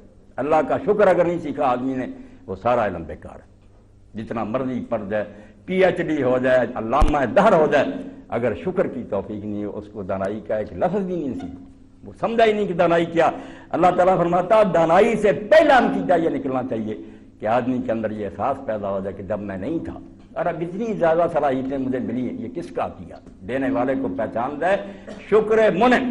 اور یہ یقین جانے آپ، یہ اللہ نے زبردستی نہیں کہا کہ میرا شکر کرو، آپ کا بھی اگر شکر نہ کرے اولاد، ٹیچر کا احترام نہ کرے شاگرد، حکومت کو ٹیکس نہ دے لوگ، کوئی کسی کے پاس تحریر نہیں ہے، کوئی معاہدہ نہیں ہوا کہ ہم یہ کریں گے، صرف شکر پر مبنی ہے کہ چونکہ ان کے احسان ہے کچھ، اس کے معاوضے میں کہا جاتا ہے کہ شکر من واجب ہے. یہ عقلی ہے ایک بنیاد جس کو اگر درمیان سے نکال دیں جہان کا سارا نظام تباہ ہو جائے. کیوں کسی کا کوئی حق مانے؟ پھر سارے حقوق اس بنیاد پر قائم ہے کہ جس سے کوئی فائدہ اٹھاتا ہے اس نافع کا منفع پر حق آٹومیٹک ہو جاتا ہے. اس کے لیے کسی تحریر کی ضرورت نہیں، کسی گواہی کی ضرورت نہیں، اپنے آپ فائدہ اٹھایا آپ نے، اس لیے آپ پر اس کا حق لازم آتا. اسی پر ماں باپ کے حقوق کھڑے ہیں. ورنہ اگر اولاد سرکش ہو کر بڑی ہو کر کیا دے دکھائیں ابا جی میری کوئی تحریر میں نے اقرار کیا تھا کہ جب آپ بوڑھے ہو جائیں گے میں خدمت کروں. بھائی نہیں کوئی تحریر، کوئی معاوضہ ہوا تھا؟ کوئی. سارا جہان کیوں مرامت کرتا؟ کمینہ کہتا اس کو، عدالتیں سزا دیتی بنیاد دی کہ ان کے اتنے احسان ہے، اس کا کیوں معاوضہ نہیں دیتے؟ تو جس کا بھی احسان ہوگا وہ استاد ہو، باپ ہو، مرشد ہو، لازماً جو ہے نا نافع اور منفع کے درمیان عائد ہو جاتا ہے، جس کو اللہ کہتا ہے الستو بربکم. یہ ہوئی نہیں بات کہیں، آٹومیٹک ہوتی ہے کہ خدا کی زمین میں رہ رہے ہو، اس کے بنائے ہوئے آکسیجن اس کی استعمال کر رہے، پانی اس کا برت رہا ہے. یہ حکومت بل بھیجے تو دیتے ہو، حالانکہ معاوضہ نہیں ہوا مگر اس علاقے میں رہ رہے فائدے اٹھا رہے، وہ بل بھیجتے تم دیتے ہو. اللہ جب کہتا کہ میری یہ ساری چیزیں تم بھی میرے ہو چیزیں، وہ کہتا شکر کرو. میں کوئی بل نہیں بھیجتا مگر یہ مانو تو صحیح نہ کہ میں دے رہا ہوں. اور اسی کو امام جعفر صادق علیہ السلام نے کہا کہ نعمت خواہ کتنی بڑی ہو نا آپ آسمان پر چلے، حق تو اتنا ہی ہے اس کا شکر ان تحمد اللہ، کہ الحمدللہ کہہ دے، بس اتنا کہہ دے کہ اللہ میرا کچھ نہیں ہے تیری مہربانی. یہ اعتراف کر صرف یہ بات. اللہ کہتا ہے لقمان کو حکمت دی تھی تو پہلا حکمت سے کیا سبق اس نے سیکھا؟ انش پر رہنا. دانائی سے پہلی بات اسے ملی کہ پہلے تو اس کا حق دینا چاہیے جو سب سے بڑے احسانوں والا. ماں باپ بھی اس نے ہی بنایا ہے نا، ان کے دل میں شفقت رکھی ہے بھی تو اس کی مہربانی ہے بالواسطہ. یہ جو اتنی چیزیں ہیں کہ ہم دودھ پی رہے ہیں جانوروں کا، یہ بھی مہربانی اس کی ہے، سارا کچھ اسی کا فضل. تو شکر جو ہے اللہ تعالیٰ کا، یہ دانائی کا پہلا درس ہے. اگر یہ لیسن ہی نہ آپ نے پڑھا کچھ علم نہیں سیکھا. یہ تو ہر پڑھے ان پڑھ کو سیکھنا چاہیے کہ جب سب کچھ وہ دے رہا ہے، میں بھی اس کا بنایا ہوں، آپ بھی اس کے قبضہ میں، اس کا ہی احسان نہ مان. اس سے بڑی نمک حرامی اور بدماشی کیا ہو سکتی ہے؟ نمک کھار جو ہوتا ہے اس کو اچھا جانتے کہ اس کا نمک کھاتا ہے احسان مانتا. جو نمک حرام ہوتا ہے یہ محاورہ کہ اس کا کھا رہا مگر حامی مانتا ہی نہیں اس کو. تو اللہ کے بارے میں ڈاکٹر صاحب بھی جانتے ہیں کہ ابا جی بھی بڑے ان کے فین ہیں، میں بھی دیوانہ ہوں. پنجابی میں انہوں نے سورہ قصص کی، سورہ احسن القصص کی تفسیر کی، یوسف مولانا غلام حسین رحمۃ اللہ عالم. تو حمد میں اللہ کی تعریف میں کہتے ہیں کو احسان کرے اس کو ذرات دلوں چکے ہیں 100 بار. کوئی آدمی صرف ایک احسان معمولی سا زندگی میں کر دیں، جب سامنے آئے گا تو سر دکھائے گا. تو جانتا کہ احسان مانا جی کو احسان کرے تو ذرات دلوں چکے ہیں 100 باری، جیسے احسان تیرے سر لکھاں استوں ہے ان کا. اب اس سے بڑا کفران نعمت بھی ہو. اور اسی لیے اللہ نے انسان کو کہا کہ کفار، چھوٹا نہیں کہا نا شکرہ، کفار مبالغہ ایگزیجریشن ہے کہ اس سے بڑا نا شکرہ ہے ہی نہیں کہ چھوٹے چھوٹے احسانوں والوں کو مانتا، مجھے نہیں مانتا جس نے ساری یہ چیزیں اس کے لیے پیدا کی. تو لقمان کو اللہ کہتا ہم نے دانائی دی تھی، تو اس دانائی سے پہلی بات جو اس کے ذہن میں جم گئی کہ ہر حال میں اللہ کا شکر کرنا، ماننا کہ یہ نعمتیں اس کی ہیں. اور شکر صرف زبان کی حد تک نہیں. میں آپ کی خدمت میں عرض کروں جنہوں نے شکر ادا کیا، ہم کہاں وہاں تک جا سکتے ہیں؟ ہم الحمدللہ بھی نہیں کہتے. موسیٰ علیہ السلام اور حضرت داؤد علیہ السلام دونوں کے بارے میں آیا کہ جب اللہ تعالیٰ نے کہا نا کہ اعلیٰ داؤد شکر، داؤد میرا شکر ادا کر، تو داؤد علیہ السلام سمجھ گئے نبی کہاں پہنچا ان کا ذہن. انہوں نے کہا لا میں کیسے شکر کر سکتا. اب نعمت کا احساس، اس پر شکر کا ارادہ، پھر لفظ تندرست بان، یہ سارا کچھ تو نے دینا، میرا اس میں کیا خرچ ہوگا؟ اس لیے میں جب شکر کروں گا تو وہ تو ایک اور انعام تو اور ہوگا. بہت سے ناشکرے پھر رہے ہیں، مجھ کو اگر توفیق تو دے گا شکر کی تو یہ ایک اور احسان ہو جائے گا، اس پر بھی شکر کرنا پڑ. تو یہ سلسلہ کہیں ختم نہیں ہو. اللہ نے کہا داؤد بس جب تو نے یہ جان لیا کہ ساری نعمتیں میری طرف سے میں راضی ہوں. اتنی تو بات تھی کہ مان جا کہ تمہارے بس میں نہیں ہے شکر ادا کرنا. اعتراف عجز کرو، مانو کہ ہمارے بس سے باہر یہ شکر بھی اس کی مہربانی، ورنہ کتنے پڑھے لکھے بے دین پھر رہے ہیں. شکر کی توفیق جو ہی دیتا. اور اس کا جو آخری نتیجہ شکر کا سن لیں کہ زبان سے بھی تعریفیں کریں، دل سے بھی مانیں کہ سب کچھ اللہ کا ہے، اس وہی دیتا ہے، صحیح معنوں میں مانیں. اور پھر اس کے دو نتیجے لازمن نکلیں گے. جو نہ نکلیں تو شکر وہاں ہے بالکل جیسے آپ کہیں کہ اس میں اترا ہے مگر خوشبو ہی نہ آئے، نہیں جھوٹ بول رہے، نہیں ہے نہیں. شکر ہوگا تو دو چیزیں، ایک تو وہ آدمی خلق خدا کے حق میں شریک ہوگا. یہ نتیجہ ضرور نکلے گا جب وہ دیکھے گا کہ بہت سی چیزیں جو اللہ نے مجھے دی ہیں جیسے دوسرے ساتھی معروم ہیں. میری آنکھیں ٹھیک ہے، یہ اندھے پھر رہے ہیں، میری ٹانگیں درست اللہ نے بنائی ہے، لولے لگڑے پھر لازماً وہ ان سے شفقت کرے، کبھی نہیں ہوگا کہ ان کا مذاق اڑائے یا ان سے ظلم کرے، اس کا تو دل بالکل اس وقت نہ پانی پانی ہو جائے گا کہ اللہ مجھ کو بھی ان جیسا بنا سکتا تھا، رب بھی بنا سکتا ہے۔ یہی بات سیدنا مسیح علیہ السلام نے کہی جب لوگوں نے پوچھا کہ مسیح علیہ السلام یہ مادرزاد بچے جو اندھے پیدا ہوتے ہیں یہ ان کے ماں باپ کا قصور ہے، یہ کس جرم کی سزا مل رہی؟ تو عیسیٰ علیہ السلام نے بڑی دانائی کی بات سنی، فرمایا یہ جس ڈیوٹی پر لگے ہوئے ہیں وہ کوئی عالم کی سر انجام نہیں دیتا، یہ اس لیے پیدا کیے گئے ہیں تاکہ آنکھوں والوں کو سجائی دے، جن کی آنکھیں ٹھیک ہے نا وہ دیکھ کر ہی سبق پڑے کہ یہ سرکاری استاد پھر رہے ہیں ٹھوکریں کھا رہے ہیں، کہیں وہ گڑھے میں گر جاتے ہیں، کبھی سڑک پار کرنے کے لیے کسی کا ہاتھ پکڑنا پڑتا ہے، یہ دیکھ کر ڈر جائے، ان کے دلوں میں احساس پیدا ہو جائے، اور بجائے مذاق اڑانے کے وہ پھر ان کی دستگیری کریں، جو اپنے پلے نہ ان کو دیں کہ اللہ اس حالت میں ہمیں بھی لے جا سکتا ہے، تو ایسے لوگ خلق خدا کے دشمن نہیں ہو سکتے، شفیق ہوں گے۔ احسن کما احسن اللہ علیک، اللہ کہتا ہو پھر مانتے ہیں کہ جیسے میرے ساتھ رب نے احسان کیا، میرا کام ہے کہ میں دوسروں کے ساتھ نیکی کروں، یہ کرے گا وہ جو شکر کرتا ہے۔ اور دوسری بات یہ ہے کہ وہ اللہ کی چیز کو نافرمانی میں کبھی خرچ نہیں کرے، یہ دیکھیں گے نا ہاں جی اللہ کا لاکھ لاکھ شکر ہے، کروڑ پتی مگر شراب پی رہے، زنا کر، جھوٹ بولتے، شکر کرتے اور جس سے چیز لی ہے اس کے خلاف استعمال کر، اس کے دشمن کو خوش کر رہے ہیں، شیطان کو، اللہ کو ناراض کر رہے ہیں۔ شکر نعم اجتناب المحرم، نعمت کا کم از کم حق یہ ہے کہ اگر آپ سے نیکی نہیں ہوتی تو جس نے دی اس کے خلاف تو استعمال نہ کریں۔ دیکھیں میں کسی آدمی کو پسٹل دے دیتا ہوں کہ کوئی دشمن آیا اپنی حفاظت کرنا، وہ رات کو آتا میرے بچوں کو اس سے ہلاک کرتا، میرے گھر میں ڈاکہ ڈالتا، آپ کہیں گے یار مولوی صاحب نے آپ کے ساتھ احسان کیا، عجیب بات ہے آپ نے اس کے خلاف ہی استعمال کر لیا تھا۔ تو اللہ کی نعمتیں ہم اللہ کی بغاوت میں صرف کریں، میرے بھائی اور دوست آپ اندازہ کریں اس سے زیادہ کوئی زیادتی ہو سکتی، اس سے چیز وصول کریں اس کی مرضی کے نہیں خلاف، اس کو فرمایا گیا شکر النعم اجتناب المحرم۔ نعمتوں کا حق اس وقت ادا ہوگا جب تم انہیں حرام کاموں میں استعمال نہیں کرو، کان دیے ان سے صحیح چیزیں سنو، آنکھیں دیکھی ٹھیک دیکھو، یہ وہ منزل ہے جس کو حدیث پاک میں فرمایا کہ ایک وقت آتا کہ نیکی میں آدمی اس درجہ تک پہنچ جاتا کہ اللہ کہتا میں اس کا ہاتھ ہو جاتا ہوں اس سے وہ پکڑتا ہے، میں اس کا کان ہو جاتا ہوں اس سے وہ سنتا ہے، میں اس کی آنکھیں ہو جاتا ہوں، اللہ نہیں اس میں سما جاتا، وہ بندہ ہی رہتا ہے، مگر بندے نے اپنی خواہشات اور اپنے ارادے مٹا دیے کہ اب میں اپنی مرضی سے کچھ نہیں کروں گا، وہی سنوں گا جو اللہ سننا چاہتا ہے، وہی دیکھوں گا جو دیکھنا چاہتا ہے۔ تو لقمان کہتے ہیں اپنے بیٹے کو بیٹا اگر کچھ علم سیکھا ہے نا تو یہ بات پہلی یاد رکھ، الف ہے علم کی کہ اللہ کا شکر ادا کر، اور ساتھ ہی فرما دیا وَمَن يَشْكُرْ فَإِنَّمَا يَشْكُرُ لِنَفْسِهِ۔ کئی لوگ کہتے ہیں اللہ کی بات کیوں کریں، اللہ کو ہماری باتوں کی کوئی ضرورت نہیں، کوئی یہ نہ سوچے کہ اللہ کا کچھ دعا وہ نقصان ہو رہا تھا یا بغاوت کریں تو کچھ ہم اس کا بگاڑ دیں گے، اس لیے دین نہیں ہوتا، توبہ توبہ تو اللہ کا نہیں، اس کو کیا ضرورت۔ ساری دنیا حدیث پاک میں آتا ہے بدکار سے بدکار آدمی جو ہے نا سب سے زیادہ حرامی اس جیسے سارے بندے ہیں جنہیں اللہ کی بادشاہی میں ایک مچھر کے پر کے برابر کمی نہیں ہو سکتی، اس کی حکومت اپنے زور پر قائم، پھونک مارے گا اڑا دے گا فرعون، اور اگر سارے ولی بندے ہیں نا اللہ کی بادشاہی میں ایک رائی برابر اضافہ نہیں کر سکتے، کوئی فائدہ نہیں اس کا۔ تو فرمایا وَمَن يَشْكُرْ فَإِنَّمَا يَشْكُرُ لِنَفْسِهِ، جو شکر ادا کرے گا وہ یہ نہ کہے کہ اللہ کا کچھ سنواروں گا، وہ اپنا بھلا کر رہا، اگر شکر کے راستے پر چل پڑا انسان بھی محبت کریں گے کہ یار ہمارا بڑا خیر خواہ ہے، اللہ بھی خوش ہوگا، فرشتے دعائیں کریں گے، جو شکر کرے گا وہ اپنے بھلے کے لیے کرے گا۔ وَمَن كَفَرَ فَإِنَّ اللَّهَ غَنِيٌّ حَمِيدٌ، اور اگر کوئی ناشکری کرے گا تو سن لے اللہ نے اعلان کر دیا کہ اللہ غنی، اللہ کو نہ تمہاری عبادتوں کی ضرورت ہے نہ تمہارے گناہوں سے اس کا کچھ بیٹھتا، وہ غنی، ان چیزوں سے بالا، اس کا کیا نقصان ہوگا۔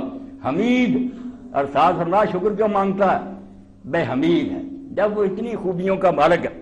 آپ سب حضرات وقت میں اس پر بات ختم کروں، دو جذبے انسان میں رکھے گئے، احسان شناسی، کمال شناسی۔ ایک تو احسان کو مانتا، کسی نے احسان کیا اس کی بھی تعریف کرتا، اور ایک احسان نہیں بھی کیا مگر کسی میں خوبی ہے، خاص سے ہمارا کوئی تعلق نہیں، کوئی شخص بہادر ہے کسی ملک میں کشتی لڑتا، ہم اس کے وصف پر کہتے ہیں کہ بڑا یار وہ اچھا کرکٹر ہے، ہمارا حالانکہ اس سے کوئی تعلق، خوبی ہے اس میں، کوئی شخص بہت بڑا عالم ہے ہم تعریفیں کرتے ہیں۔ تو حمید ہونا دونوں معنی دیتا ہے کہ وہ احسان بھی کرتا ہے اس لیے حمد کا مستحق ہے۔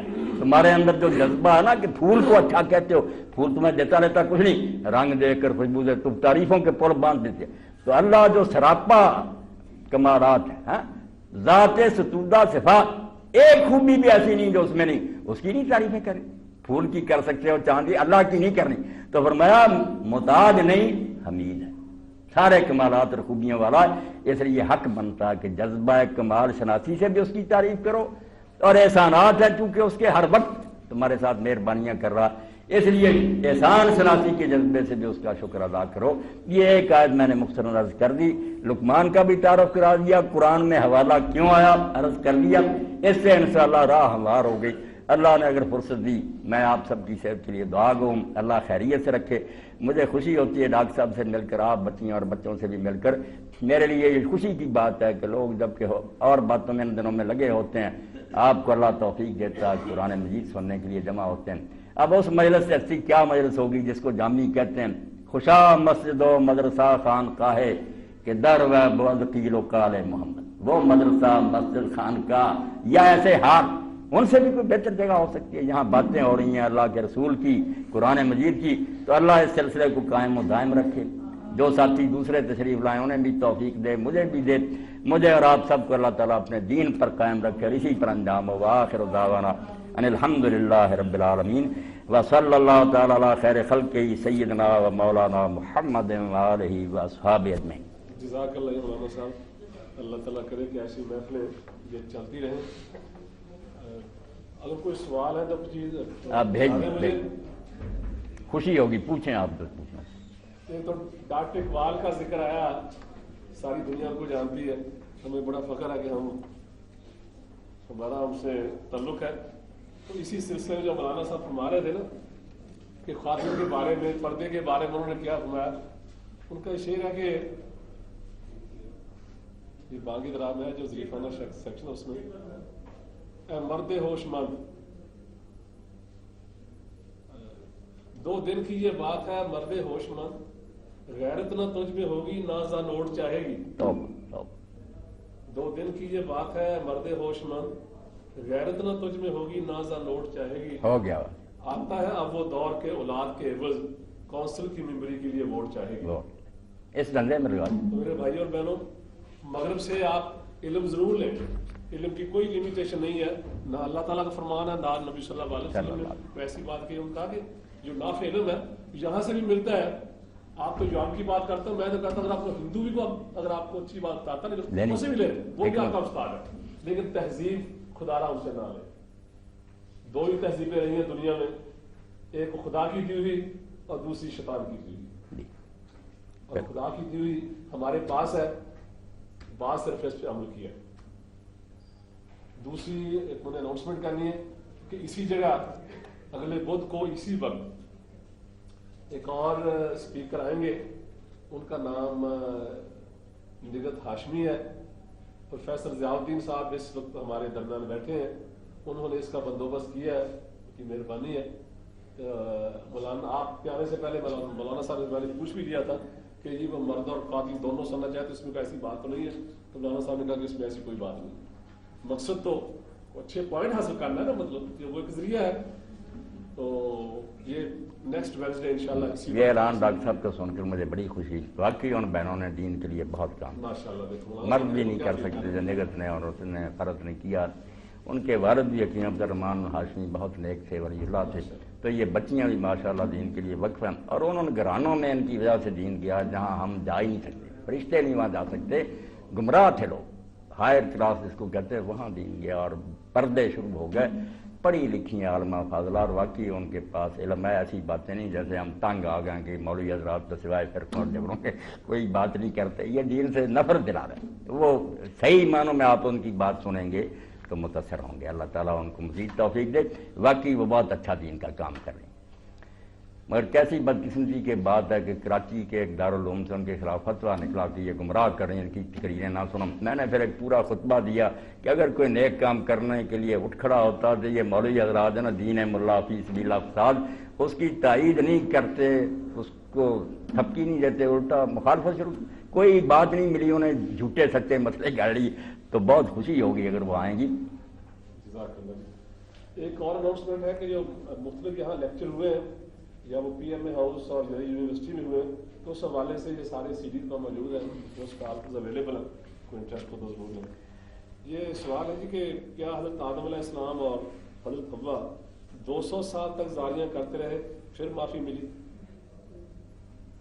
بہت اچھا سوال، یہ بھی قرآن مجید میں پڑھتے ہوئے نا لوگوں نے جو حاشیہ آرائی کی ہے اس کو دیکھ کر لوگ اس غلطی میں مبتلا ہو گئے کہ اللہ تعالیٰ اتنا ناراض ہوا کہ ان دونوں کو زمین پر پھینک دیا، اور پھینکا بھی بیچاروں کو الگ الگ۔ حضرت آدم علیہ السلام کو سراندیب میں پھینک دیا، ہوا جدے میں پھینک دی، روتے رہے 200 سال، اور بعد میں یہ پھر عرفات میں اکٹھے ہوئے، وہاں ان کی ملاقات۔ یہ ساری باتیں میرے بھائیوں بالکل افسانہ، دین میں ان کی کوئی حقیقت نہیں، یہاں نہ اللہ کی کتاب میں ہے نہ رسول اللہ نے یہ باتیں کہیں۔ توبہ کا معاملہ آسمان پر ہی طے ہو گیا۔ اللہ نے سورہ بقرہ میں فرمایا کہ جب اللہ نے انہیں کہا کہ نکل جاؤ یہاں، کیوں نافرمانی کی، اس کے ساتھ پھر آتا ہے کہ انہوں نے اسی وقت بیان کیا کہ ہم سے تو یہ غلط ہو گیا۔ اتنا عرصہ نہیں لگا، 200 سال نہ زمین پر کوئی جدا جدا پھینکے گا، وہاں ہی وہ متنبع ہو کہ یہ تو بہت غلط کام ہوا۔ تو وہاں پھر اللہ پاک فرماتا فتلقى آدم من ربہ کلمات، جب اس کے دل میں یہ دھیان پیدا ہوا تو کلمے بھی میں نے پھر سکھائے کہ اب تم اس طرح درخواست کرو۔ وہ قرآن مجید میں اس کے لیے بھی کہانیوں کی ضرورت نہیں، کیا اس پر کچھ لکھا تھا۔ اللہ خود کہتا کہ دونوں نے کیا کہا، ربنا ظلمنا انفسنا وَإِن لَّمْ تَغْفِرْ لَنَا وَتَرْحَمْنَا لَنَكُونَنَّ، ہم نے تو اپنا آپ برباد کر لیا، اب اگر تو معاف نہیں کرے گا، رحم نہیں کرے گا تو ہم تو گھاٹے میں پڑیں گے۔ تو اس کے ساتھ ہی پھر آتا فتاب علیہ، اللہ نے ان کی توبہ قبول کر لی، اِنَّهُ هُوَ التَّوَّابُ الرَّحِيمُ، وہ توبہ قبول کرنے والا۔ اس کے بعد دوبارہ ریپیٹ کیا وہی حکم جو پہلے تھا نا کہ اتر جاؤ، درمیان میں توبہ، قرآن جی دیکھ لینا نکال کر، توبہ ہو گئی قبول، مگر پھر حکم ہوا کہ زمین پر اتر جاؤ۔ یہ دونوں حکم الگ نوعی، پہلا صدا کا تھا، نکل جاؤ کیوں نافرمانی کی، مگر تب توبہ کر لی، پھر تو سورہ طٰہٰ میں اللہ فرماتا صرف توبہ نہیں قبول ہوئی، ثم اجتباہ وہدیٰ، پھر اللہ نے اس کو چن کر نبی بنا دیا اور شریعت دی، پھر زمین پر اتارا۔ پھر جو ہے نا یہ عیسائیوں اور یہودیوں سے آ گیا کہ آدم اور حوا زمین پر مجرم ہو کر آئے، اس لیے ہم رہبانیت جو آ گئی نا کہ اس دنیا کو چھوڑو قید خانہ میں، یہ اسی نہیں پیدا، یہ نہیں سمجھا کہ یہ تو ڈیوٹی پر آئے، یہ تو ہمارا اصل وہ مقام ہے جہاں ہمیں متعین کیا گیا۔ اللہ نے پیدائش سے پہلے کہہ دیا تھا کہ نہیں جائے ان فی الارض خلیفہ، پیدا تو اس لیے ہو رہے ہیں کہ زمین کا چارے سنبھالیں، اس کو آباد کریں، رونق دیں۔ اور یہ آپ دیکھیں گے کہ واقعی فرشتے بھی رہے، جنات بھی رہے، رونق نہیں زمین کو دی، شہر آباد کیے، کہیں برج بنے ہوئے ہیں، کہیں لائنیں چل رہی ہیں، کہیں دریا بہا دیے۔ وہ علامہ اقبال نے ٹھیک کہا اللہ تعالیٰ سے، رند ہے نا آدمی، قصور وار غریب الدیار ہیں لیکن تیرا خرابہ فرشتے نہ کر سکے آباد۔ کسی فرشتے نے ایک شہر بھی آباد کیا؟ تو نے اگر رات بنائی ہم نے بجلی کے کم بنا دیے، تو نے مٹی بھی ہم نے اس میں اعلیٰ قسم کے برتن، یہ سارا ایک محاورہ انہوں نے نظم لکھی۔ تو انسان نے آدھا کام جو اللہ نے کیا تھا نا آدھا اس کے ذمہ لگا تھا، اسی لیے کہ کچھ میں نے کر دیا خام مال میٹیریل، آگے اس سے تو نے بنانا۔ تو پھر دوبارہ حکم دینا، دھیان کرے، پہلا حکم ناراضگی کا تھا نکلو، اس کے ساتھ ہی ذکر آتا انہوں نے توبہ کر لیا، قبول ہو گئی۔ بعد میں جب آئے پھر خلیفہ کی حیثیت سے اپنے واسرائے ہو کر اپنی مملکت میں آ گئے، اپنی سلطنت سنبھالی، اب پھر مجرم نہیں، الٹا نبی ہو کر آئے، تو کوئی زاری نہیں کی، نہ وہ رگ رگ پھینکے گئے۔ اور جدہ کے بارے میں ضمن کہہ دوں کو لوگوں نے وہاں ایک لمبی چوڑی قبر بنائی تھی، اب تو نہیں، کہ 80-90 قدم تھی وہ، کہ آج ہوا کی قبر، اور ڈرائیور کہتے تھے اس زمانے میں ہوا ہوا ہوا، 3500 لوگوں کو پتہ نہیں چلتا، تو پھر پتہ چلا کہ ہم ہوا کی قبر پر لے جاتے۔ تو مولانا احمد رضا خان بریلوی رحمۃ اللہ علیہ نے خود لکھا ہے اپنے رسالے میں، کوئی وہاں زیارت کے لیے نہ جائے، وہاں نہ وہاں ہوا دفن ہے، نہ وہاں انہیں جانے کا ثبوت ہے، جعلی باتیں کری، کوئی نہیں یہ حقیقت ہے۔ اور نام بھی اصل میں لوگ کہیں گے کہ جدہ جدہ دادی کو کہتے ہیں، غلط سے غلط چلتا گیا، اصل نام اس کا، میں بھی اگر جدہ کہوں تو پھر غلطی شمار ہوگی نا، نام اس کا جو ہے نا شہر کو جدہ نہیں، جدہ نہیں، کچھ نہیں، جدہ، جدۃ البحر، سمندر کا کنارہ، یہ بندرگاہ بنائی تھی حضرت عثمان رضی اللہ عنہ، شہر انہوں نے آباد کیا، تو اس کا نام رکھا سمندر کے کنارے جدہ، جدۃ البحر، مگر وہ جدہ ہوتے ہوتے جدہ ہو گیا، اس کو چھوڑیں تو پھر غلط العام بھی صحیح ہو جاتا نا، ہم جدہ بولتے تھے، نہ کوئی دادی تھی نہ اس کے نام پر شہر ہے، جدۃ البحر۔ جی اور سوال ہے کہ مولانا صاحب آپ نے حکمت کا ایک مطلب عقل بھی بتایا ہے، براہ کرم اس عقل اور اس عقل میں کیا فرق ہے جس کو اقبال نے اس شعر میں بیان کیا کہ بے قدر ٹوٹ پڑا آتش نمرود میں عشق، عقل ہے محو تماشا لب دام ابھی۔ عقل بے باک جس کو کہتے ہیں نا کہ وہ سرکش اور باغی ہو جائے اور خدا کے خلاف بھی بغاوت کر دے، یہ وہ شیطانی عقل ہے جس کے خلاف اقبال بولتے رہے، ورنہ عقل کے دشمن نہیں تھے، عقل کے بارے میں اور حکمت کے تو بہت لکھا انہوں نے۔ تو واقعی ایسی عقل جو انسان کو بگاڑ دے، غضب بنا دے، مرد کیا مرد کے ساتھ نکاح ہو رہا قانونی طور پر وہاں حرامی بچے پھر رہے ہیں۔ اور اب روس کے وزیر صحت نے چرچ کانفرنس میں کہا پادریوں سے، یہی لوگ جو 80-90 سال دہریت سکھاتے رہے نا کہ کوئی خدا نہیں، یہ سلیبس میں داخل تھا، اب اپنا جو بویا کاٹ رہے ہیں۔ اس نے وزیر صحت نے چرچ میں یہ کہا کہ پادریوں خدا کے لیے ہماری کوئی مدد کرو۔ روس میں ہر تیسرا بچہ جو ہے بغیر باپ کے پیدا ہو رہا، حرامی ہے، کوئی ان کا باپ نہیں۔ ایسا ہی یورپ میں۔ تو یہ وہ عقل ہے جو خراب کرتی ہے، اس کو ابلیسی عقل کہہ رہے ہیں۔ جو عقل وحی کی روشنی میں چلتی ہے نا، اللہ تعالیٰ کا نور اس کی آنکھوں میں ہوتا ہے، وہ جہاں تک مرضی جائے وہ پھر غزالی بنتی ہے، رازی بنتی ہے، رومی بنتی ہے، بدماش نہیں بنتی۔ عقل کی کمی نہیں ہوتی، اس کو عقل اس کی کہہ رہے ہیں دوسرے لفظ، کوئی بات نہیں، اصطلاح ہے جی۔ اسی کے ساتھ ہم اس محفل کا اختتام کرتے ہیں۔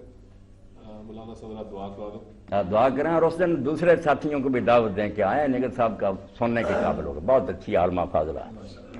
الحمدللہ رب العالمین والصلاة والسلام علی رسولہ الامین سیدنا و نبینا و مولانا محمد وآلہ و اصحابہ اجمعین۔ اللہم وفقنا لما تحب و ترضى واجعل آخرتنا خیرا من الاولی۔ اللہم استعملنا بسنت نبیک وتوفنا علی ملتہ واعذنا من مضلات الفتن۔ اللہم اعنا علی صیام رمضان وقیامہ وتلاوت القرآن فیہ۔ اللہم سلمہ لنا وسلمنا فیہ وتسلم منا فی یسر منک وعافیہ۔ ربنا آتنا فی الدنیا حسنۃ وفی الآخرۃ حسنۃ وقنا عذاب النار۔ ربنا افرغ علینا صبرا وثبت اقدامنا وانصرنا علی القوم الکافرین۔ وصلی اللہ تعالی علی عبد اللہ ورسولہ خاتم النبیین سیدنا محمد وآلہ واصحابہ اجمعین، آمین یا رب۔ دنیا اور آخرت میں اللہ آپ کو خوشیاں نصیب کرے، بڑی خوشی۔